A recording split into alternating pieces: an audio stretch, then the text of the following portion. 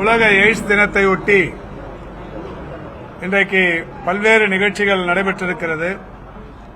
உலக அளவில் HIV-னால் பாதிக்கப்பட்டவர்கள் 3.9 கோடியாக இருந்து கொண்டிருக்கிறார்கள். இந்திய அளவிலான பாதிப்பு 23,48,000 என்று கணக்கிடப்பட்டிருக்கிறது. தமிழ்நாட்டில் HIV பாதிப்புக்குள்ளானவர்களுடைய எண்ணிக்கை 1,30,000. இந்திய அளவிலான பாதிப்பு 0.24% இருக்கிறது. தமிழக அளவிலான பாதிப்பு 0.17% இருந்து கொண்டிருக்கிறது. தமிழ் மாநில எய்ட்ஸ் கட்டுப்பாடு சங்கம் HIV தொற்றினை கட்டுப்படுத்தும் பணியில் மிக சிறப்பாக பணியாற்றிக் கொண்டிருக்கிறது. அதன் விளைவாக 1994 ஆண்டு தொடங்கப்பட்ட இந்த டிரான்சாக்ஸ் என்கின்ற அமைப்பு இதுவரை ஒன்றிய அளவிலான சிறந்த மாநிலத்திற்கான விருதை கடந்த 20 ஆண்டுகளில் பெறவில்லை. முதல் முறையாக தமிழ்நாட்டிற்கு நடப்பாண்டிற்கு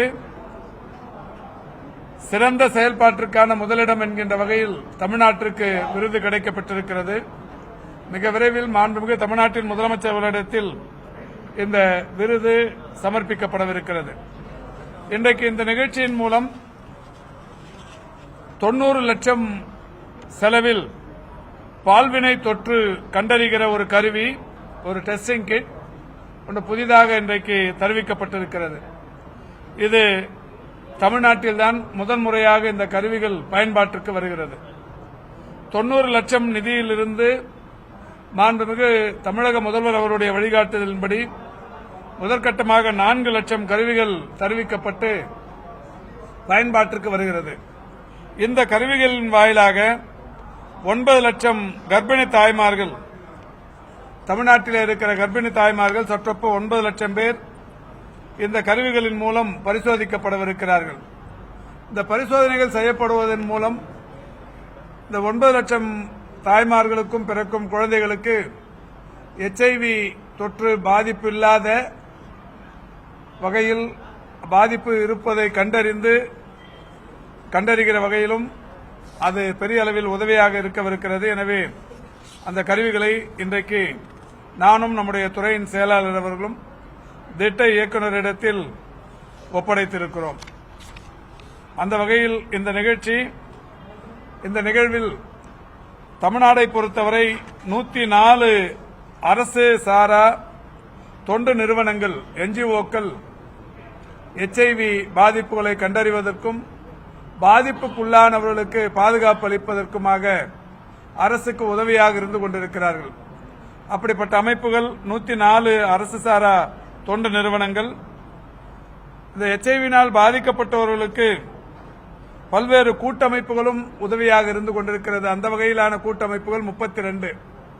ஆக NGO 104, பெடரேஷன்ஸ் 32 என்கின்ற வகையில் ஒரு 136 தொண்டு நிறுவனங்கள் இந்த எய்ட்ஸ் கட்டுப்பாடு சங்கத்தோடு இணைந்து எய்ட்ஸ் மற்றும் HIV பாதிப்பில்லா தமிழ்நாடு என்கின்ற இலக்கை நோக்கி பயணிப்பதற்கு உதவியாக இருந்து கொண்டிருக்கிறார்கள்.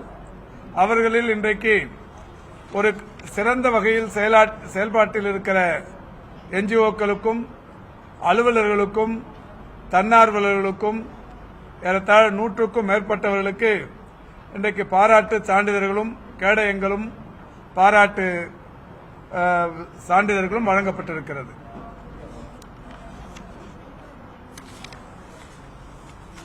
கேளுங்க.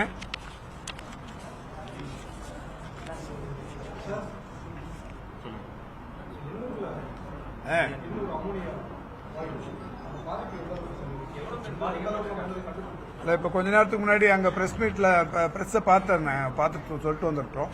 நேற்று நள்ளிரவுக்கு பிறகு அங்க ஒரு எண்ணூர்ல டிவி பெரிய குப்பம்னு ஒரு இடம், அந்த டிவி பெரிய குப்பம் சின்ன குப்பம்னு 2 சின்ன கடலோர கிராமங்கள், அதை ஒட்டி இருக்கிற ஒரு பெரிய நிறுவனத்திலிருந்து அம்மோனியம் கேஸ் லீக் ஆயிருக்கு.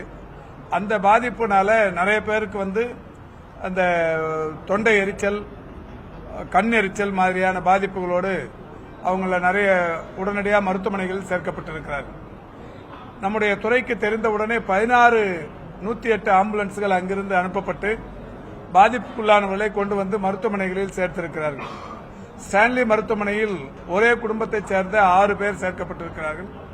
ஒரு வயது முதிர்ந்த தாய், அவருடைய மகன், மருமகள், 3 குழந்தைகள் என்கின்ற வகையில் 6 பேர் அந்த மருத்துவமனையில் இருந்தார்கள். அந்த 6 பேரையும் மாண்புமிகு முதல்வர் அவர்களுடைய வழிகாட்டுதலின்படி அவர்களை சென்று அவர்களுக்கு வழங்கப்படுகிற சிகிச்சைகள் குறித்து கேட்டறிந்தோம். தொடர்ந்து பல்வேறு இடங்களிலிருந்து ஆம்புலன்ஸ்களின் வாயிலாக ஆகாஷ் மருத்துவமனை, திருவொற்றியூரில் இருக்கிற ஆகாஷ் மருத்துவமனைக்கு 36 பேர் அழைத்து வரப்பட்டதாக சொல்லப்பட்டது. உடனடியாக அங்கேயும் சென்று அவர்களையும் ஒவ்வொருவரையும் தனித்தனியே விசாரித்தோம். எல்லோரும் நன்றாக இருக்கிறார்கள். இன்னும் 1-2 மணி நேரம் அல்லது இந்நேரமும் கூட பலர் டிஸ்சார்ஜ் ஆகி வீடுகளுக்கு சென்றிருப்பார்கள். எல்லோருமே நன்றாக இருக்கிறார்கள். யாருக்கும் பெரிய அளவிலான ஆபத்து இல்லை. எல்லோருமே நன்றாக இருக்கிறார்கள்.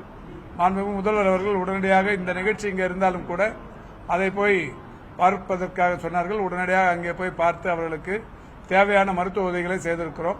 இந்த தனியார் மருத்துவமனையிலும் கூட சேர்க்கப்பட்டிருப்பவரிடத்தில் சொல்லப்பட்டு வந்தது, இவர்களுக்கான இந்த மருத்துவ சிகிச்சையை தனியார் மருத்துவமனையினர் ₹1 கூட பெறக்கூடாது, இது அரசாங்கம் பொறுப்பேற்றுக் கொள்ளும் என்று தெரிவித்துவிட்டு வந்திருக்கிறோம். அந்த வகையில் அவர்களுக்கு உடனடியாக சிகிச்சை அளிக்கப்பட்டு அவர்கள் பாதுகாப்பாக இருந்து வருகிறார்கள். தமிழ்நாட்டை பொறுத்தவரை உங்களுக்கு தெரியும், கொரோனா பெருந்தொற்று என்பது கடந்த 3 ஆண்டுகளாக இருந்து வருகிற ஒன்று.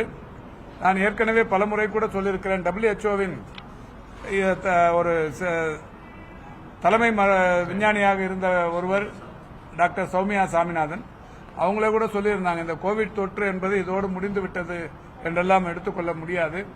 இதனுடைய பாதிப்பு என்பது தொடர்ந்து இருந்து கொண்டே, அது உருமாற்றம் பெறுகிற அந்த வைரஸ்கள் தொடர்ச்சியாக இருந்து கொண்டே இருக்கும் என்று சொன்னார்கள்.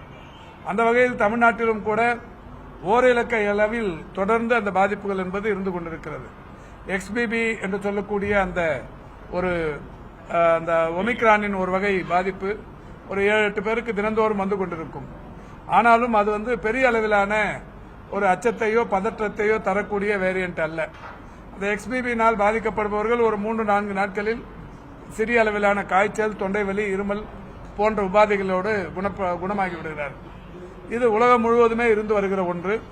அந்த வகையில் இன்றைக்கு புதிதாக JN1 என்கின்ற ஒரு புதிய வைரஸ் ஒன்று இந்தியா முழுமைக்கும், இந்தியா மட்டுமல்ல, ஆசிய நாடுகள் பெரும்பகுதியான நாடுகளில், சிங்கப்பூர், இந்தோனேஷியா போன்ற பல்வேறு நாடுகளில் அதனுடைய பரவல் என்பது அதிகரித்து வருகிறது. பக்கத்தில் இருக்கிற கேரளாவிலும் கூட தினந்தோறும் 100 கணக்கில் அதிகரித்து வருகிறது. அந்த வகையில் தமிழ்நாட்டிலும் இன்றைக்கு காய்ச்சல் பாதிப்பு அதிகமாக இருக்கிற பகுதிகளில் அதனுடைய மாதிரிகளை எடுத்து RT-PCR பரிசோதனைகள் செய்வது என்று பல வகைகளில் அது பரிசோதிக்கப்பட்டு வருகிறது. கடந்த நவம்பர் இறுதியில் இங்கிருந்து பெறப்பட்ட மாதிரிகள் இன்றைக்கு ஆய்வுக்கு புனேவுக்கு அனுப்பப்பட்டது. அப்படி அனுப்பப்பட்ட ஆய்வுகள் ஒரு 56 ஆய்வுகள் அனுப்பப்பட்டு 18/12 அன்று ஆய்வுகள் அனுப்பப்பட்டது. கடந்த வாரம் 18ஆம் தேதி அனுப்பப்பட்ட அந்த ஆய்வுகளின்படி இன்றைக்கு 30 கொரோனா மாதிரிகளின் முடிவுகளை அந்த ஆய்வகம் நமக்கு அனுப்பியிருக்கிறார்கள். அந்த 30இல் XBB வகை வைரஸ் என்பது 24 நோயாளிகளுக்கு இருப்பது கண்டறியப்பட்டிருக்கிறது. 30 மாதிரிகள் 56 அனுப்பினோம். அந்த 56இல் 30 மாதிரிகளுக்கான ரிசல்ட்டை கடந்த 18ஆம் தேதி கடந்த வாரம் அனுப்பினார்கள். அதில் 24 நோயாளிகளுக்கு XBB வைரஸ் இருப்பது கண்டறியப்பட்டது. XBB ஏற்கனவே புழக்கத்தில் இருந்து கொண்டிருக்கிற வைரஸ் தான். அது 2 நபர்களுக்கு BA1 என்கின்ற தொற்று பாதிக்கப்பட்டிருப்பது கண்டறியப்பட்டது. அந்த BA1, BA2, BA3 இதெல்லாம் கூட ஏற்கனவே புழக்கத்தில் இருக்கிற வைரஸ்கள் தான். இந்த நிலையில் JN1.1 என்கின்ற ஒரு வைரஸ் வகை 4 நோயாளிகளிடமிருந்து இருப்பது கண்டறியப்பட்டிருக்கிறது. இந்த 4 பேரில் 4 பேருமே திருச்சி, மதுரை, கோவை, திருவள்ளூர் ஆகிய மாவட்டங்களில் இருந்து சிகிச்சை பெற்றவர்கள். தனியார் மருத்துவமனைகளில் இவர்களுக்கான இந்த பரிசோதனைகள் மேற்கொள்ளப்பட்டதில் 4 பேருக்கு JN.1.1 JN.1.1 என்கின்ற இந்த வைரஸ் தொற்று இருப்பது உறுதி செய்யப்பட்டிருக்கிறது. இப்போது சிங்கப்பூரிலும் கூட நான் ஏற்கனவே சொன்னதைப் போல தொடர்ந்து NUS என்று சொல்லக்கூடிய நேஷனல் யூனிவர்சிட்டி ஆஃப் சிங்கப்பூர் என்கின்ற அமைப்பில் இருக்கிற மருத்துவர்களோடு தொடர்ந்து தொடர்பு பேசி வருகிறோம். அங்கேயும் கூட இந்த பாதிப்புகள் இருந்து கொண்டிருக்கிறது என்றாலும் 3-4 நாட்கள் மட்டுமே இது நெகட்டிவாக இருக்கிறது. 4ஆம் நாளுக்கு பிறகு இது பாசிட்டிவ் ஆகிவிடுகிறது என்கின்ற வகையில் அதை சொல்லியிருக்கிறார்கள். எனவே இது ஒரு பெரிய அளவில் பயப்பட வேண்டிய, அச்சப்பட வேண்டிய அவசியமில்லை.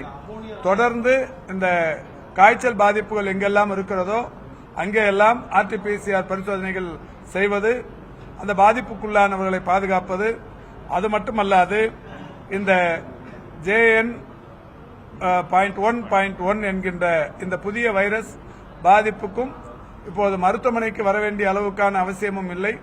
ஒரு 3-4 நாட்கள் அவர்கள் தங்களை தனிமைப்படுத்திக் கொண்டாலே போதும் என்கின்ற அளவில் இருந்து கொண்டிருக்கிறது.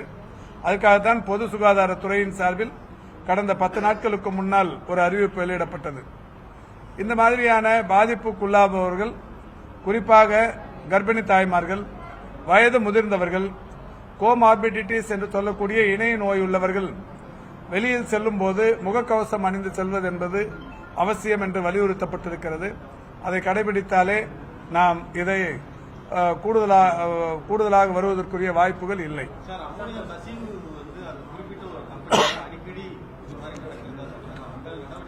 உடனடியாக மாண்புமிகு தமிழ்நாட்டின் முதலமைச்சர் அவர்கள் தற்காலிகமாக அந்த கம்பெனியை மூடுறதுக்கு உத்தரவிட்டிருக்கிறார்கள். தொடர்ந்து அதற்குரிய நடவடிக்கைகளை அலுவலர்கள் எடுக்க திட்டமிட்டு ஆய்வுகளை மேற்கொண்டு வருகிறார்கள்.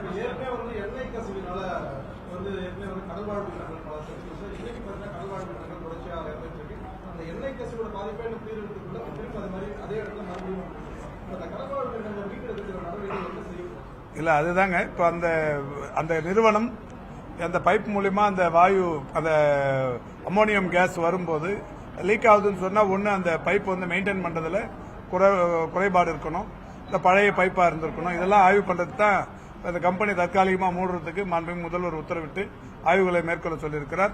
அந்த ஆய்வுகளின் இறுதியில் மேல் நடவடிக்கைகள் என்னவாக இருக்கும் என்பது தெரிய வரும். என்னமா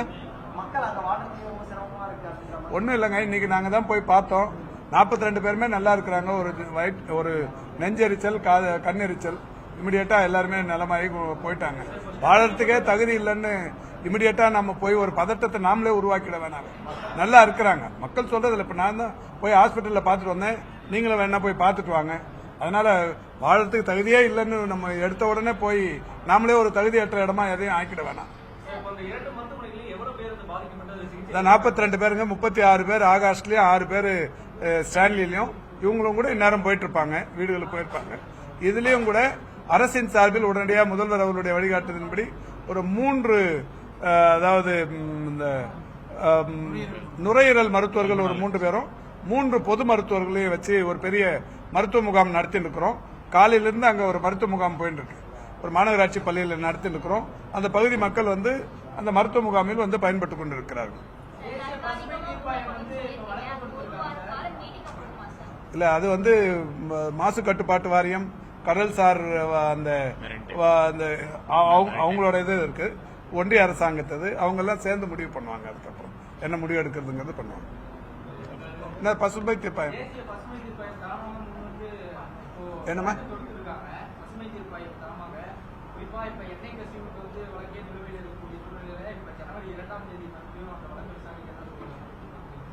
இல்ல, அதை விசாரிச்சு நடவடிக்கை எடுக்கிறதுல வந்து அரசாங்கம் ஒன்றும் குறுக்க நிக்க போறதில்லை. எந்த நிர்வாகத்தின் சார்பில் அதாவது குறைகள் இருந்தால் அதை சரி செய்யணுங்கிறது வந்து தேவையான ஒண்ணு. இப்போ இது கூட சொல்றோம், இந்த கசிவு ஏற்பட்டது எதனாலுங்கிறத கண்டறியணும்.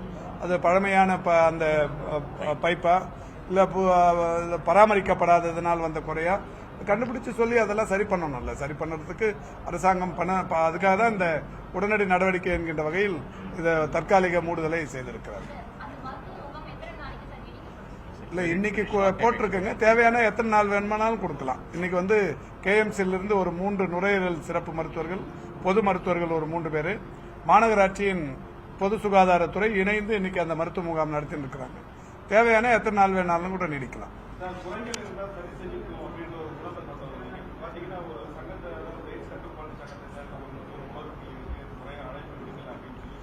இல்ல, இப்ப அழைப்பு விடுக்கலன்னு சொன்னாங்க. ஆனா அவங்களுக்கான பாராட்டு சான்றிதழ் மேடையில எழுதிலாம் தரல, ரெடியா இருந்தது. பேர் படிக்கிறதுல கொஞ்சம் முன்ன பின்ன ஆயிருச்சு. அதுக்குள்ள அந்த சகோதரி வருத்தப்பட்டாங்க. இருந்தாலும் கூட அவங்களோட ஆதங்கம் சரி, வெளியூர்ல இருந்து வந்திருக்கிறாங்க. மொத்தம் 136 தன்னார்வலர்கள் இருக்காங்க. இதுல யாரும் சம்பளத்துக்கோ இல்லை இங்க ஏதாவது வருமானம் வரணும் வேலை செய்யல. தன்னார்வலர்கள் சொன்னாவே தன்னார்வ தொண்டு நிறுவனங்கள்னாவே அவங்களாவே விரும்பி வந்து இந்த சமூகத்துக்கு உழைக்கணும் அப்படிங்கிறதுக்காக வந்திருக்காங்க. அது மாதிரி வந்தவங்களோட ஒரு பேர் விடுபட்டு போனதுங்கிறதுல அவங்களுக்குமா ஒரு சின்ன ஆதங்கம். இந்த ஆதங்கம் சரிபார்க்கப்பட்டு உடனடியாக அவங்களுக்கான சர்டிபிகேட் கொடுத்தாச்சு. அதுக்காக உயர் அலுவலர்களும் அந்த அம்மா கையில வந்து வருத்தம் தெரிவிச்சிருக்காங்க. இனிமே அடுத்த முறை இது மாதிரிலாம் நடக்காம பாத்துக்கிறேன்னு சொல்லியிருக்காங்க.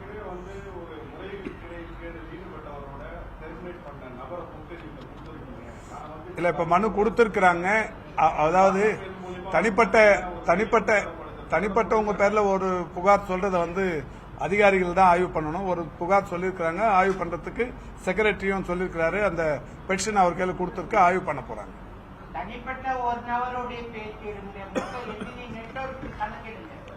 இல்ல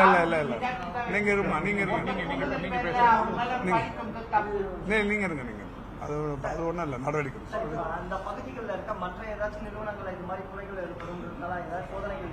எதுக்குங்க?